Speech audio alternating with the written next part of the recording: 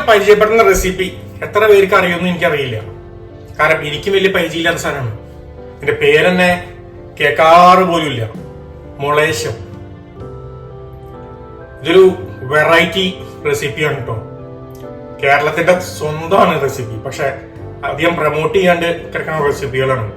ഞാൻ വേറൊരു മുളകേഷ്യം എന്നൊരു റെസിപ്പി അപ്ഡേറ്റ് ചെയ്തിട്ടുണ്ടായിരുന്നു. അത് വേറെ, ഇത് വേറെ. അപ്പൊ സമയം കളയണ്ട, ഉടനെ വീഡിയോയ്ക്ക് പോവാം. ജോസ് മോസസ്. ഈ കറി ഒരു 4 to 5 പേർക്ക് വരെ കഴിക്കാട്ടോ. ഒരു പുളി അത്യാവശ്യം വലുപ്പത്തിൽ തന്നെ 2 കപ്പ് വെള്ളം ഒഴിച്ച് ഞെരടി പിഴിഞ്ഞ് അതിൻ്റെ പൾപ്പൊക്കെ പുറത്തേക്ക് എടുത്ത് അതങ്ങോട്ട് മാറ്റി വെച്ചേക്കാം. പിന്നെ ഒരു ചട്ടിയിലേക്ക് 2 ടേബിൾ സ്പൂൺ വെളിച്ചെണ്ണ, ചെറു ചൂടിൽ വേണം കേട്ടോ ഇത് തയ്യാറാക്കാനായിട്ട്. അതിലേക്ക് കടുക് 1 ടീസ്പൂൺ, ഉലുവ 1/4 teaspoon, 2 piece dry red chilli. ഇത് ഇട്ടൊന്നാണ്ട് 30 സെക്കൻഡ് അങ്ങോട്ട് വഴറ്റാം.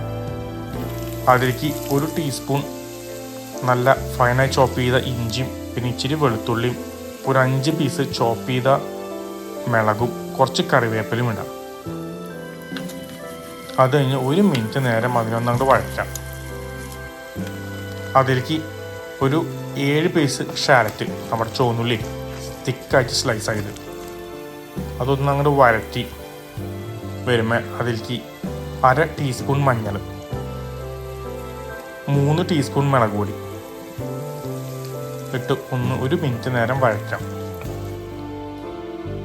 നമ്മുടെ പാവയ്ക്ക ഇങ്ങനെ ചെറുതായിട്ട് ഡൈസ് ചെയ്ത് കിട്ടും. അത് അതിലേക്കാണ് ചേർത്ത് കൊടുക്കാം. 2 ടീസ്പൂൺ ഉപ്പ് ഇടാം. അതും ഇട്ട് നന്നായിട്ട് അങ്ങോട്ട് മിക്സ് ചെയ്യാം.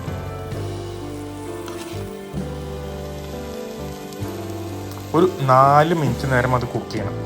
അത് കഴിഞ്ഞാൽ നമ്മുടെ നേരത്തെ ഞെരടി പിഴിഞ്ഞ് വെച്ച നമ്മുടെ പുളിയുടെ വെള്ളം മാത്രം കേട്ടോ അതങ്ങോട്ട് ചേർത്ത് അങ്ങോട്ട് മിക്സ് ചെയ്യാം. അത് കഴിഞ്ഞാൽ അങ്ങോട്ട് തിളക്കട്ടെ.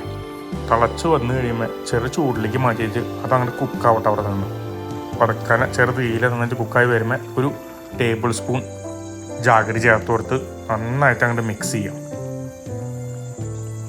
പിന്നെ ഉപ്പ് നോക്കാം, ആവശ്യത്തിന് ഉപ്പ് ചേർക്കാം. അതും അങ്ങോട്ട് മിക്സ് ചെയ്ത് നല്ല തിക്കായിട്ടുള്ള ഗ്രേവി ആയിട്ടുണ്ടാവും. കഴിഞ്ഞാൽ നമ്മൾ തീ ഓഫ് ചെയ്യുക.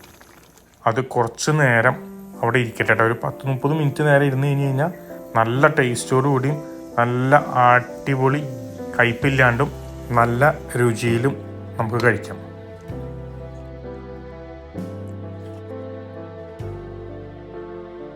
നമ്മുടെ കറി റെഡി ആയി കഴിഞ്ഞു. ഇനി നമുക്ക് ആസ്വദിച്ച് തിന്നേണ്ട ഒരു കാര്യം മാത്രമേ ഉള്ളൂ. ഇതിന്റെ കൂടെ ഞാൻ ഇച്ചിരി വെളുത്തുള്ളി അച്ചാറിട്ടുണ്ട് കേട്ടോ. ഇതിന്റെ റെസിപ്പി വേണമെങ്കിൽ എന്റെ ചാനലിൽ എടുപ്പുണ്ട് കേട്ടോ. ചോറിന്റെ മുകളിലേക്ക് ഇടാം. ചൂടുള്ള ചോറിന്റെ കൂടെ ഇടുന്നേ. ആ ചൂടോടുകൂടി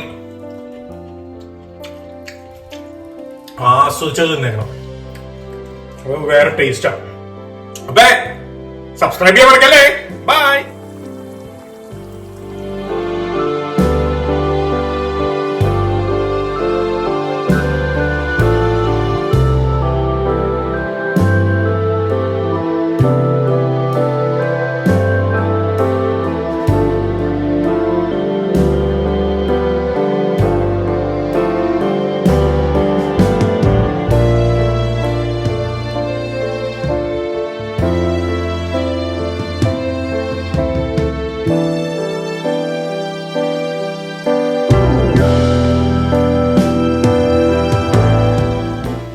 അപ്പൊ ഇതോ നോക്കണേ.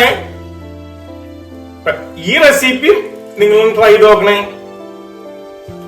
പിന്നെ ഇതും മറക്കല്ലേ.